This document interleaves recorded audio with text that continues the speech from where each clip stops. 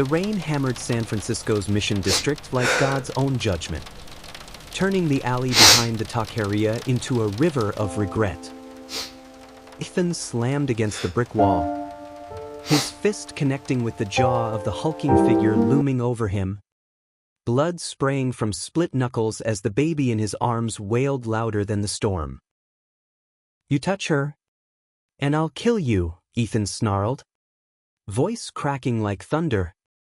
But in that split second, as the thug lunged again, a shadow exploded from the darkness. Ryan, all fire and forgotten fury, tackling the bastard to the ground with a roar that echoed off the fire escapes. Ryan's heart jackhammered as he pinned the guy down, knee grinding into his chest, the metallic tang of blood mixing with the ozone scent of rain. He'd seen enough street brawls in his foster days to know this wasn't ending pretty.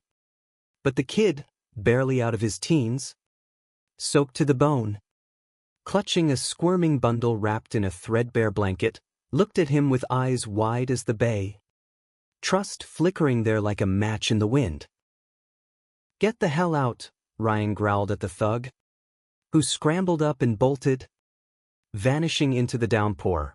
Only then did Ryan turn, his breath ragged, and reach out a trembling hand to the boy who would unravel everything he thought he knew about family, and the kind of love that sneaks up on you like fog rolling in off the Pacific.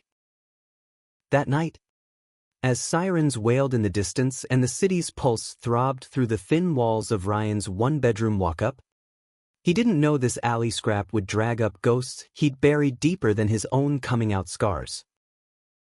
But staring at the shivering teen on his sagging couch, the baby finally quiet in Ethan's arms, Ryan felt the pull, a gravitational ache, like the tide calling him home to a shore he'd never mapped. Ryan wiped the rain from his face with the sleeve of his hoodie, the fabric heavy and clinging like a second skin. The apartment smelled of yesterday's takeout and the faint, comforting bitterness of his morning coffee grounds, but now it was invaded by the sharp, milky scent of the infant and the underlying tang of fear sweat from the kid clutching her. "Hey," Ryan said, his voice softer than he meant it to be, dropping to a crouch in front of the couch. "You're safe now. What's your name?" He'd learn later, lifted his head slowly, those storm-gray eyes locking onto Ryan's like they were the only anchor in the chaos. He was 19, maybe 20, with a mop of chestnut curls plastered to his forehead, a split lip blooming purple, and a body wired lean from too many skipped meals. The baby, tiny fists balled against his chest, had gone quiet, her whimpers fading into hiccuping breaths. "Ethan," he muttered, voice raw as gravel. "And this is Mia. She's my sister's." "Was my sister's," Ryan nodded, not pushing, because he knew that tone, the one that carried the weight of fresh graves. He stood, busying himself in the cramped kitchenette, pulling out mismatched mugs and the dregs of a chamomile tea packet he'd snagged from a gas station. "Tea? It's shitty, but it's hot." He glanced back, catching Ethan rocking Mia gently, his large hands comically careful around her bundled form. There was something fiercely protective in the way he held her, like she was the last thread tethering him to the world. Ethan took the mug with a nod, steam curling up between them like a fragile truce. "Thanks. We were just trying to get to the shelter. That asshole back there, he's from my uncle's crew. Thinks he can claim Mia now that Sarah's gone." His voice cracked on his sister's name, and Ryan felt it like a punch to the gut. "Sarah did overdose?" Ethan would spill later, in the quiet hours before dawn when confessions come cheap. Ryan sank into the armchair across from them, the springs groaning under his weight. At 28, he was no stranger to alleys and lost causes. Abandoned at 5 by a mom who couldn't handle her fairy son after the neighbors whispered one too many slurs, Ryan had bounced through California's foster system like a pinball in hell. Beatings from dads who saw his softness as a challenge. Nights huddled in group homes where the older boy's hands wandered too far in the dark. He'd come out at 16, screaming it at a caseworker who didn't even look up from her clipboard. And by 18, he was on the streets, hustling odd jobs until he clawed his way into graphic design gigs for indie bands and queer zines. San Francisco had been his salvation, rainbow flags whipping in the wind, bars where a guy could kiss another without dodging bottles, but it was also a graveyard of what-ifs. "You got a place for tonight?" Ryan asked, though he already knew the answer. Ethan's backpack, stuffed with diapers and a crumpled photo of a smiling woman who had to be Sarah, screamed transient. Ethan shook his head, eyes dropping to Mia's sleeping face. "Shelters are full. And I can't. I won't let them take her. Uncle Ray's got a record longer than my arm. Says blood's blood. But he'd pawn her for a fix." Ryan's jaw tightened. Blood. The word hung there, mocking him. His own ran thin as water, no siblings, no roots, just a faded adoption file stamped unadoptable. He'd learned early that family wasn't born, it was forged in the fire of shared fuck-ups. "Crash here," he said, surprising himself. "Couch is yours. I've got work in the morning. But stay as long as you need." Ethan's gaze snapped up, wary but cracking open. "But you don't even know me, because I've been you," Ryan thought. Raging against a world that chews up queers and spits out orphans. "Call it karma," he shrugged instead. "Or stupidity. Pick your poison." By morning, the rain had eased to a drizzle, painting the bay windows in silver streaks. Ryan brewed coffee strong enough to strip paint, sliding a mug and a plate of toast, burnt on one side, the way he liked it, over to Ethan. Mia was awake, fussing softly, and Ethan cooed at her with a tenderness that twisted something deep in Ryan's chest. "She's got your eyes," Ryan said, half joking. But Ethan's laugh was a short, surprised bark. "Not Sarah's." Gray like storm clouds, he bounced her gently, and Mia's cries melted into gurgles. Watching them, Ryan felt an unfamiliar warmth spread, like sunlight-piercing fog. It had been years since anyone stayed over. His last hookup, a barista named Marco, had ghosted after Ryan dared to ask for a second date. Too intense, Marco had texted, and Ryan hadn't argued. Intensity was his curse. Love too hard, lose it faster. They talked in fits and starts over breakfast. Ethan was from Fresno. Run away at 17 after his dad caught him kissing a boy behind the bleachers and beat the devil out of him with a belt. Sarah had been his shield. 16 years older. A fierce dyke who'd fronted a riot girl band before getting clean, falling for a sound tech, and having Mia via donor sperm. "She named me guardian in her will," Ethan said. "Found out 2 weeks ago. OD'd on fentanyl-laced pills. I'm all she's got." Ryan listened, nodding, his own stories bubbling up unbidden. The foster dad in Oakland who'd fixed him with whiskey and warnings. The first boy he loved, a skater kid named Theo, who jumped off the Golden Gate after his parents disowned him. "Queer kids don't last," Ryan murmured, echoing the social worker's cold verdict. "But we do." "Stubborn as hell." Ethan met his eyes then. Something electric passing between them, recognition? Maybe. Or the spark of two survivors circling the same flame. "Yeah," he said softly. "We do." That afternoon, Ryan called in sick to his freelance gig, some band poster deadline be damned, and took them to the corner bodega for supplies. Diapers? Formula? A pacifier shaped like a star.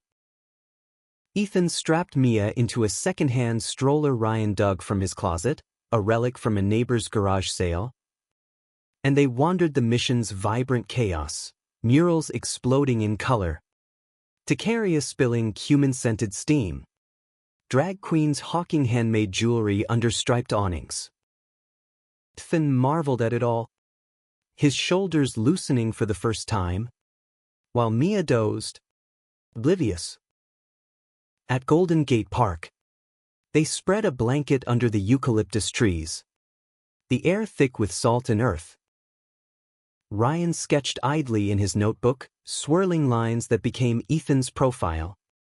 Sharp jaw and softer smile, while Ethan fed Mia, his fingers brushing Ryan's as he passed the bottle. The touch lingered, a question unspoken. "You ever think about it?" Ethan asked suddenly, voice low. "Building something real? After all the shit?" Ryan's pencil stilled. "Every damn day. But it scares me. What if I fuck it up? What if I'm just broken goods?" Ethan's hand covered his, warm and steady. "Then we're both broken. Makes us fit. Right." The kiss happened there. Tentative at first, lips brushing like a dare, then deepening as the world blurred to birdsong and distant traffic. Ryan tasted salt and the faint sweetness of hope, his heart pounding with the terror of wanting more. Ethan pulled back, breathless, eyes searching. "Is this okay?" "More than," Ryan whispered. And for the first time in years, he believed it. But as dusk fell and they packed up, a shadow lingered at the park's edge, a man in a leather jacket, watching too intently. "Uncle Ray," Ethan hissed later, spotting him from the stroller's shadow. The threat wasn't gone, it was just biding its time. Back home, with Mia tucked in a makeshift bassinet from a drawer lined with towels, Ryan and Ethan tangled on the couch, hands exploring with the hunger of the starved. Clothes shed in whispers, skin against skin under the flicker of a single lamp. It was messy, urgent, Ryan's fingers tracing the bruises on Ethan's ribs, Ethan's mouth mapping the scars on Ryan's back from foster fights. "You're beautiful," Ethan breathed against his neck, and Ryan shattered, tears mixing with sweat, because no one had ever said it like they meant it. In the afterglow, wrapped in each other's arms, Ryan traced Ethan's tattoos, a rainbow wristband faded from time, a phoenix on his shoulder for rising from ashes. "Stay," he murmured. "Not just tonight." "Build it with me," Ethan nodded, but his eyes held a storm. "Secrets?" Ryan sensed, the kind that could drown them both. Days blurred into a fragile rhythm. Ryan juggled deadlines, sketching logos for queer nonprofits while Ethan job hunted. Mia's coos the soundtrack to their mornings. Evenings were theirs, cooking ramen elevated with scavenged herbs, dancing to old Indigo Girls tracks on Ryan's ancient record player, making love slow and deep until the city lights bled through the blinds. Ethan opened up in pieces, his first crush on a choir boy, The night he fled Fresno with nothing but a duffel and dreams of hate street busking. Ryan shared his sketches, vulnerable lines of men embracing under bridges, symbols of the family he'd always craved. Yet cracks spiderwebbed. Ethan's phone buzzed with blocked calls from Ray. Voicemails deleted in haste. He won't stop, Ethan admitted one night. Mia asleep between them. Thinks Mia's his ticket to some custody scam. Sarah's estate, it's peanuts, but enough for bail money. Ryan pulled him close. We'll fight. Lawyers? Cuffs? Whatever. You're not alone. But loneliness was Ryan's old friend. Whispering doubts. Was this real? Or just two drifters patching leaks in a sinking ship? The betrayal came on a Tuesday, sharp as shattered glass. Ryan got home early, arms full of groceries, to find his ex. On the stoop, charming smile. That same cologne that used to make Ryan weak. Heard you were playing house, Marco drawled, eyes flicking to the door. Cute. Ryan bristled. What the fuck are you doing here? Marco shrugged. Too casual. A friend mentioned the kid. Thought you should know, Ethan's not who he says. Ask him about the donor papers Sarah signed. The one for Mia. Ryan's blood ran cold. Get out. But Marco's laugh followed him inside. A poison seed planted. Confrontation brewed like bad coffee, bitter and unavoidable. Ryan waited until Mia was down for her nap, the apartment humming with the white noise of the ancient fridge. Ethan was at the sink, scrubbing dishes from their impromptu picnic, PB&J sandwiches on the fire escape, watching fairies cut the bay like white knives. Ryan leaned against the counter, arms crossed, Marco's words gnawing like termites. We need to talk. Ethan turned, suds dripping from his hands, that easy smile faltering. Yeah, what's up? The donor papers. For Mia. Ryan's voice was steady, but inside, he was unraveling. Marco said, something about you lying. Ethan froze, sponge slipping to the floor with a wet slap. Color drained from his face, leaving him ghostly under the fluorescent buzz. How'd he? Doesn't matter. Is it true? You knew something about Mia's dad and didn't tell me. Ethan sank onto a stool, head in hands. It's not like that. Sarah. She used a clinic in Fresno. Anonymous donor. But after she died, I found the file in her stuff. The guy's name, it was redacted. But the date. It lined up with a clinic event in Oakland. I thought maybe. But I didn't want to scare you. Or Mia. Ryan's stomach twisted. Scare me? I'm in this. All the way. But secrets? That's how you lose people. I know. Ethan's voice broke. Eyes pleading. Ray's been hounding me about it. Says if I don't hand Mia over, he'll dig up dirt, expose the freak family to CPS. I was protecting us. The word hung sweet. But Ryan stepped back, the air thickening with hurt. From what? Me? No. No. Ethan stood, reaching out, but Ryan flinched. Ryan, please. I love you. This, it's the first real thing I've had since Sarah. Said aloud. It landed like a stone in still water. Ripples of terror and thrill. Ryan wanted to believe it, to fold into those arms and forget the doubt. But Marco's smirk lingered, a reminder that trust was a luxury he'd never afforded. "I need time," he said finally, voice hollow. "Just time." That night, they slept apart, Ethan on the couch, Ryan in the bed that suddenly felt vast as the ocean. Mia's soft breaths from the bassinet bridged them, a tiny mediator in the war of unspoken fears. Morning brought a fragile peace. Ethan made pancakes from a mix Ryan forgot he had, stacking them high with canned peaches, a peace offering drizzled in syrup. "Truce?" he asked, sliding a plate over. Ryan managed a smile, the warmth seeping back. Truce. They ate in companionable quiet, Mia gnawing a teething ring, her gray eyes, Sarah's eyes, watching them with solemn wisdom. But the donor shadow loomed, and Ryan couldn't shake it. By noon, curiosity clawed him into action. "Let's check it out," he said, grabbing his keys. "The clinic. For real this time." "Together."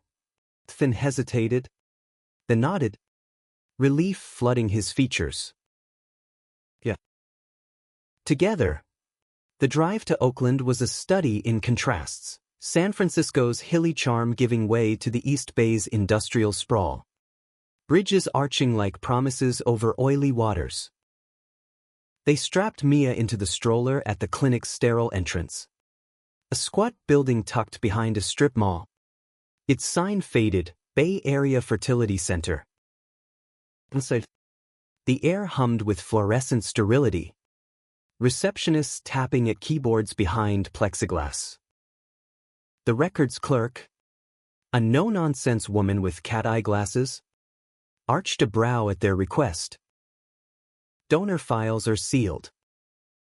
Need a court order or direct relation." Ethan slid Sarah's death certificate across the counter, his hands steady despite the tremor Ryan felt in the air. "I'm her brother. Guardian now. And this is family." He glanced at Ryan, the word a bridge. The clerk sighed, disappearing into back rooms that smelled of old paper and regret. Minutes stretched like taffy, Ryan's mind spinning worst-case scenarios, some straight-laced exec who'd sue for custody. Or worse. Nothing, a blank space confirming Mia's solitude mirrored his own. She returned with a manila envelope, sealed with wax. "Partial release only. Redactions for privacy." Ethan signed, fingers ink-smudged, and they retreated to a vinyl bench in the waiting area, Mia fussing softly as Ethan tore it open. The pages rustled like dry leaves. Birth date matches Mia's conception. Clinic ID, SF047. Then, the donor profile, but damning, age 22 at donation. Occupation, student, graphic arts.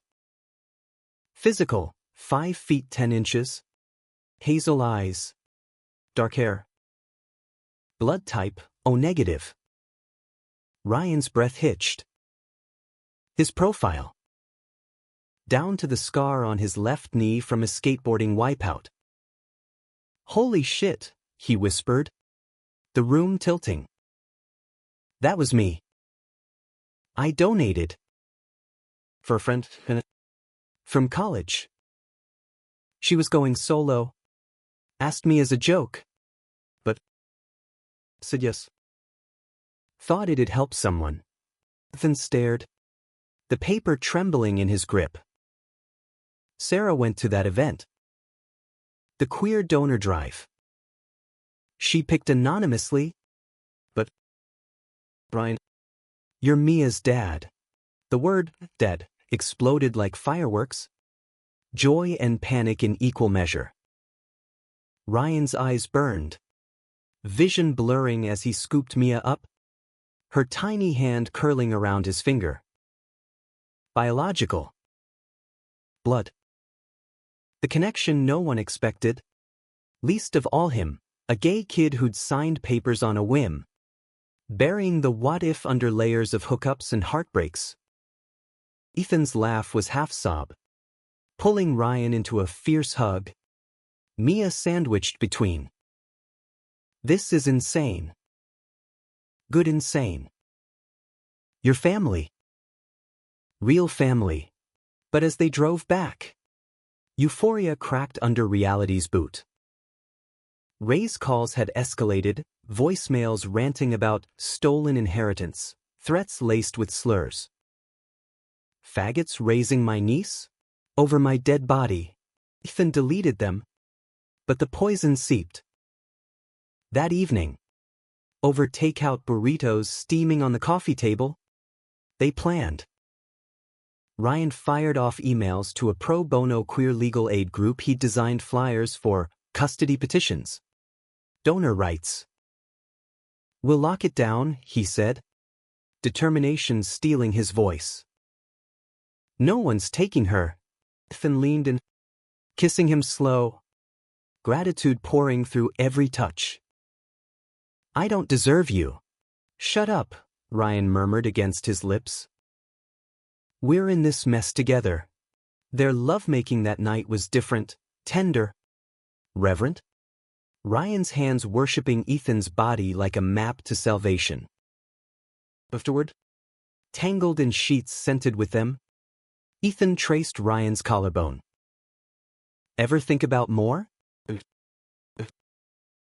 Official. Ryan's heart stuttered. Official. In a world that still burned bridges for boys like them. Yeah, he admitted. But he's a storm coming. The storm hit Friday. Unannounced and vicious. Ryan was at a client meeting, pitching album art for a trans folk duo, when his phone exploded with texts, Ethan.911. Home now. He raced back. Tires screeching into the lot, bursting through the door to chaos. Reeking of cheap whiskey, loomed over Ethan, fist raised, Mia's wails piercing the air from her playpen. You little shit, Ray snarled. Hand her over, or I'll get the fuck out. Ryan launched himself, shoving Ray back with all the Foster-honed fury he had. They grappled, crashing into the kitchen table, dishes shattering like brittle bones. Ethan scooped Mia, backing away, eyes wild. Ray swung wild, connecting with Ryan's ribs, a dull crack of pain, but Ryan ducked the next, kneeing him in the gut. She's mine, Ryan gasped, blood trickling from his split brow. Biological. Get that through your thick skull. Ray wheezed, staggering up, eyes narrowing. Bullshit. Prove it. Cops are coming, Ethan yelled, phone to ear. Sirens wailed closer. The cavalry in blue. Ray spat, a glob landing on Ryan's shoe.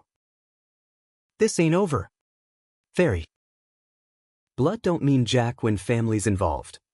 He bolted as Knox thundered, uniforms spilling in. Statements taken amid the wreckage. In the aftermath, medics patched Ryan's bruises. Social workers cooed at Mia, now hiccuping in Ethan's arms. You'll need to formalize, the officer said, handing papers.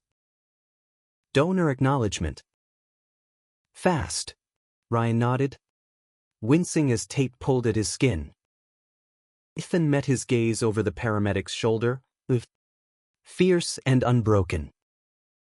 But Ray's words echoed, blood don't mean jack. Saturday dawned bruised but beautiful, sunlight gilding the shattered mug on the floor. Ryan woke to Ethan humming a lullaby, me on his chest, and for a moment, it was perfect. They clean together. Sweeping glass. Taping cracks. Metaphors for their battered hearts. By afternoon, the legal wheels turned. Ryan signed affidavits at a notary in the Castro. Rainbow flags fluttering like cheers. Paternity established, the lawyer beamed later. A sharp-suited lesbian with a pride pin. Ray's got no claim. But watch your back, he's got priors for harassment. They celebrated small, ice cream from the corner shop. Mia smearing chocolate on Ethan's nose. Ryan licking it off with a kiss that drew wolf whistles from street kids. Laughter bubbled, light as foam. But under it, Ryan felt the pull of unfinished business. His own past, the abandonment, the foster ghost stirred, demanding reckoning. That night, betrayal's second act unfolded. Marco texted, "Sorry about Ray. Heard he paid me a visit. Told him where to find you. For old times." Ryan's thumb hovered, rage boiling. For old times? Jealous ghost? Selling them out for spite. He blocked the number, but the hurt festered, a reminder that love's shadows were long. "I should have seen it," Ryan confessed to Ethan later. Mia asleep. City hum outside. People like him. They poison everything. Ethan cupped his face. "Not us. We're antidote." Their kiss reignited. Slow burn to inferno. Bodies speaking what words couldn't. Ryan lost himself in Ethan's rhythm. The arch of his back. The gasp of his name, a litany against the dark. But dawn brought news. Ray had filed a countersuit, claiming moral unfitness for the deviant guardians. Court date, 2 weeks. The fight was far from over. The courtroom in downtown San Francisco smelled of polished wood and desperation. A coliseum where families gladiated over scraps of belonging. Ryan sat ramrod straight in the gallery, Ethan's hands slick with sweat in his, Mia mercifully napping in a carrier at their feet.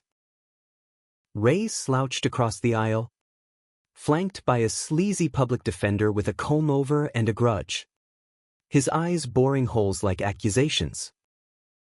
Judge Harlan, a silver-haired woman with a no-bullshit stare and a rainbow lanyard peeking from her robe, called order. Gavel cracking like fate's door. The lawyer from Legal Aid rose first, her voice ablaze, "Your Honor, my client's present irrefutable DNA evidence.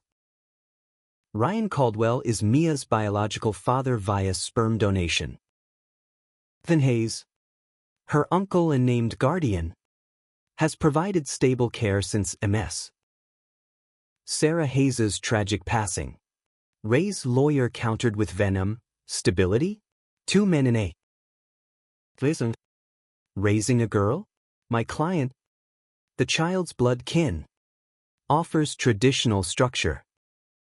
These men's lifestyle, deviant, unstable, poses moral risk. Murmurs rippled, Ryan's nails dug crescents into his palm. Deviant. The word was a time machine, hurling him back to foster hearings where caseworkers cited his effeminacy as unadoptable. Ethan squeezed his hand, grounding him, but the poison spread. Torres fired back, citing precedents, Obergefell, foster reforms, queer parenting stats. Love isn't deviant, Your Honor. Neglect is. Mr. Raymond Hayes has 3 DUIs, 2 domestic violence convictions. He's unfit. Ray testified next. A blustering mess. They stole her. Fags playing house ain't natural. The gallery gasped. The judge's eyes narrowed. Language. Counsel, she snapped. But the damage lingered, slurs sticking like tar. Ryan took the stand, heart thundering. I was abandoned at 5, he said, voice steady despite the quake inside. Because I was gay. Bounced through homes where family meant bruises. Donating was my way to give what I never had. Mia's my chance to rewrite that. With Ethan. We love her. Fiercely. The judge's gaze softened. Just a fraction. Ethan followed. Voice cracking on Sarah's memory. She wanted this. Better than blood alone. Closing arguments blurred. Rights versus relics. Progress versus prejudice. Harlan adjourned for deliberation. Her expression unreadable. Ruling tomorrow. Said. Under overcast skies. Ethan pulled Ryan into an alcove. Mia fussing between them. You were incredible, he murmured, kissing Ryan's temple. Proud. Ryan leaned in, but dread coiled tight. What if it's not enough? Night fell heavy. The apartment a bunker of what-ifs. They ordered Thai, pad CW spicy as their fears, feeding Mia pureed peas while trading stories to distract. Ethan's, the Fresno Pride float he'd helped build. Rainbows on a pickup truck defying church pickets. Ryan's, his first design gig. A poster for a drag brunch that went viral in the Castro. After came brittle but real. And later, they clung like lifelines. Bodies moving in syncopated prayer, slow thrusts. Whispered vows. Release a temporary exorcism. Marco's shadow resurfaced at midnight, a voicemail. Slurred and sorry. Ray paid good. Didn't think he'd go nuclear. Forgive me. Ryan deleted it. But forgiveness felt foreign. A muscle atrophied from disuse. Morning's ruling came via email at 8:17 a.m. Ryan's hands shook opening it. Ethan peering over his shoulder. Granted, Torres wrote. Full custody to Caldwell and Hayes. Ray's petition dismissed. Congrats. Joy erupted, Ethan whooping. Lifting Mia high. Ryan tackling them both in a heap of tears and laughter. They danced. Absurd waltz in the living room. Mia's giggles the music. We won, Ryan gasped. Spinning Ethan. Holy shit. We won. But victory's aftertaste was ash. Ray's glare from the courthouse steps haunted Ryan, promise of vendetta in those bloodshot eyes. And deeper, the donor revelation stirred unrest, fatherhood, planned, a mirror to his own abandonment. Was he enough? For Mia's first steps. Ethan's forever?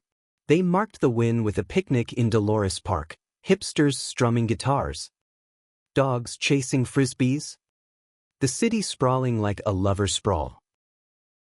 Mia rolled on the blanket, grasping at grass, while Ryan sketched her chubby fists. Ethan feeding him strawberries dipped in chocolate. Marry me? Ethan asked suddenly, casual as the breeze, but his eyes dead serious. A ring box popping from his pocket, simple silver, engraved with a phoenix.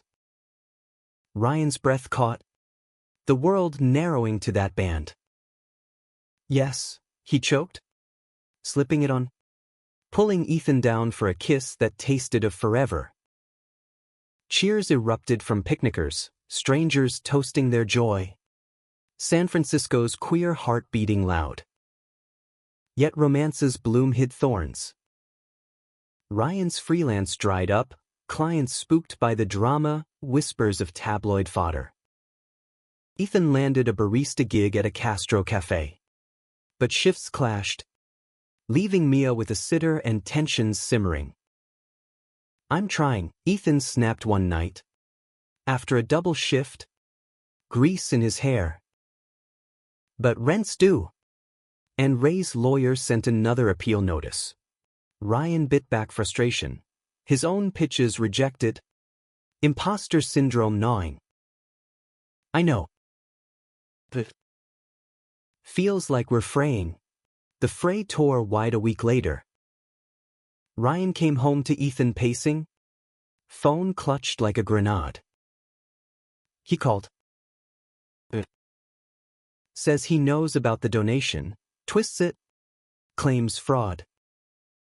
Threatens to go public. Out you to your clients. Ryan's blood iced. Outed? He was proud. But weaponized? It was a blade. Let him. We've got the ruling. But Mia, Ethan's voice cracked.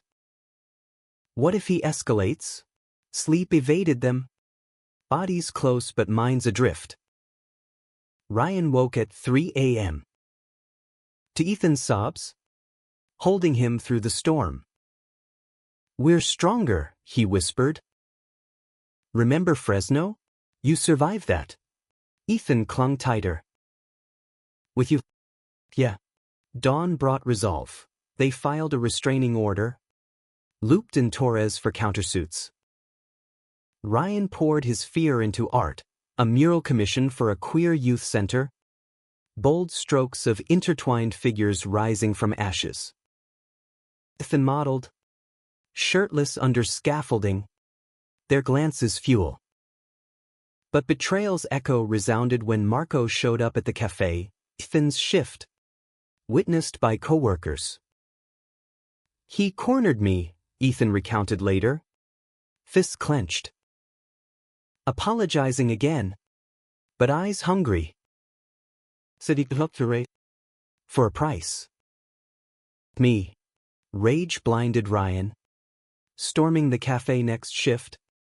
Finding Marco at a corner table. Latte cooling. Stay away, Ryan hissed. Voice low thunder. Or I go public, your boss. Your feeds. Every dirty detail.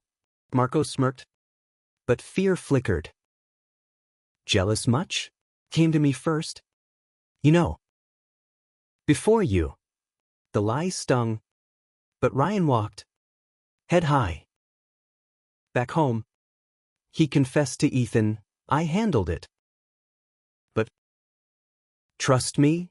Ethan's kiss was answer. Fierce and forgiving.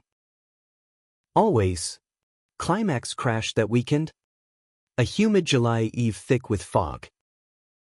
Ray violated the order, barged into the youth center unveiling. Ryan's mural splashed with red paint, fags not fathers. Chaos, gasps. Flashes from phones. Ray ranting. Thieves. My blood.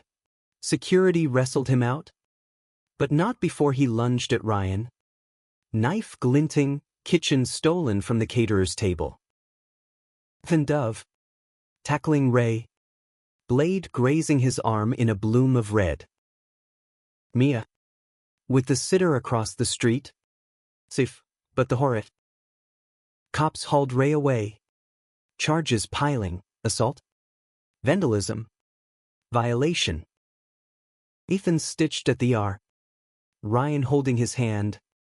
Mia's carrier a talisman. For you, Ethan winced. All of it. Ryan broke then. Tears streaming. I can't lose you. Either of you. You won't, Ethan vowed. Pulling him close despite the foretug. In the sterile wait. Clarity came, family wasn't court stamps or DNA strands. It was this, these hands clasped.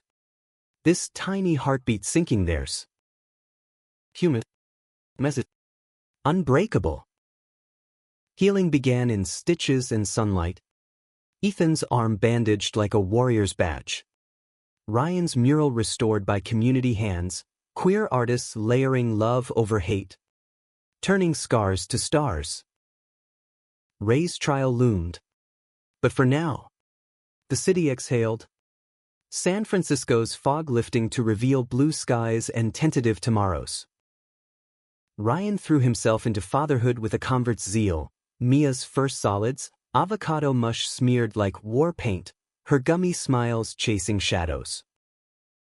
Ethan healed slow, sling chafing. But his barista tips funded a baby moon weekend in Half Moon Bay, crashing waves, bonfires on driftwood beaches, Mia's toes in sand for the first time. Under a canopy of cypress twisted by wind, they renewed vows unspoken. I was abandoned, Ryan said one dusk. Mia dozing in a sling against his chest. Ethan sketching seashells beside him. Thought that marked me unlovable. But you and her. You're my rewrite. Ethan set his pencil down, eyes soft as tide pools. Sarah used to say blood's just chemistry.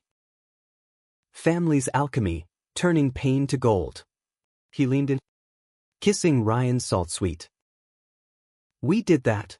Nights in the rented cabin were sacrament. Candlelight flickering over bare skin. Hands relearning curves. Breaths mingling like prayers. Ryan traced Ethan's scar. Silver crescent. Whispering gratitude. Ethan explored Ryan's freckles. Mapping constellations of survival. Lovemaking was communion, slow, sacred. Bodies affirming what courts couldn't, belonging. Back in the city, life wove tighter. Ryan's mural went viral, queer family rising trending. Gigs flooding, book covers for LGBTQ+ memoirs. Tees for pride runs. Ethan's boss promoted him to shift lead. Tips doubling. They splurged on a crib. Secondhand but sturdy. And a ring matching for Ethan, Phoenix twin. Yet humaneness demanded reckoning. Ryan visited his old foster file at the county office. A dusty vault of redacted hurts. Closed case, the clerk said. But Ryan pressed, origins. Anything on my mom. Pages yellowed, Evelyn Caldwell. Runaway at 17. Baby boy left at a church step with a note, can't raise a sinner. Forgive me. No siblings listed. But a half-sibling hint, Evelyn's affair with a drifter. A boy born later. Given up separately. Ryan's pulse raced. Drifter. Fresno ties? He didn't chase it then. But the seed rooted. Ray's sentencing came crisp October. Leaves skittering like confetti outside the courthouse. 5 years. Assault and violation stacked high. He sneered from the dock, you'll fuck her up. Queers. But his eyes, defeated, hollow, drew pity from Ryan. A human spark in the monster. Torres clapped their backs post-hearing. Clean slate. Adopt jointly? They did. Papers signed in a rainbow-lit office. Mia's giggles sealing the ink. Official, fathers, partners, family. Betrayal's last ghost exorcised itself unbidden. Marco emailed, an apology. Raw, sober now. Saw your mural. Inspired me to come out. Sorry doesn't cut it. But thanks for being better. Ryan replied once, forgiveness is alchemy too. Be well. Delete. Fuck. Free. Winter softened into spring. Mia's first birthday a riot. Castro block party spillover. Cake smeared on chins. Ethan and Ryan slow dancing under string lights to At Last. Friends gathered, queer chosen family. From Ryan's art collective to Ethan's cafe crew, toasting resilience. But the blood connection's final twist unraveled in April. Mia's checkup revealing a rare anemia, needed transfusion. Urgent. Ryan donated first. O-negative universal. But as nurses bustled, a tech pulled him aside, match perfect. Familial level. You know her uncle's side. Waiting room pacing. Overheard. Uncle? Ray's locked up. The tech frowned. Not him. Paternal line. Your donor profile flagged a sibling match in the system, possible half-bro. Ryan's world tilted. Half-bro. The drifter from Evelyn's file. He dug deeper that week. Archival dives with Torres's help. A boy. Born 2006. Fresno orphanage. Adopted out. Name, Liam Hayes. No. Ethan Hayes. Sarah's little brother. Via their mom's affair with Evelyn's drifter. Ethan stared at the documents later. Apartment sunlit. Mia napping. Brothers? Half. Ryan nodded. Throw tight. Different moms. Same deadbeat dad. Abandoned echoes. Then laughter, absurd. Healing. All this time, Ethan gasped, hugging Ryan fierce. Lovers. Dads. And bros. Fate's got jokes. No incest taint, their bond romantic. Forged beyond blood. But the revelation deepened it. Brothers in survival. Lovers in choice. Doesn't change us, Ryan said. Makes us epic. Ethan grinned, kissing him deep. Epic as fuck. Summer bloomed full, Mia toddling. We're babbling to both. Park picnics with kites whipping skyward. Ryan's exhibit opened, bloodlines reclaimed, portraits of queer kin. Ethan and Mia central. Canvas alive with hazel eyes and gray storms. As fog rolled in, they walked the Embarcadero, Mia in stroller, hands linked. No one expected this, Ryan mused. Abandoned boy. Saving you too. The blood tying us all. Ethan stopped, turning Ryan to the bay's gleam. Expected or not. It's ours. Human. Whole. They kissed there. Salt wind whipping. City lights igniting. A family. Alchemized from ashes. Shining defiant. Years later, Mia would ask about her story, and they'd tell her, not the alleys or courts, but the hook, the rain-soaked save, the hook of hands clasped, the hook of hearts that refused to let go. In America, land of reinvention, they proved love's the truest reinvention, dramatic, emotional, right? Rawly human. And in that proof, they found home.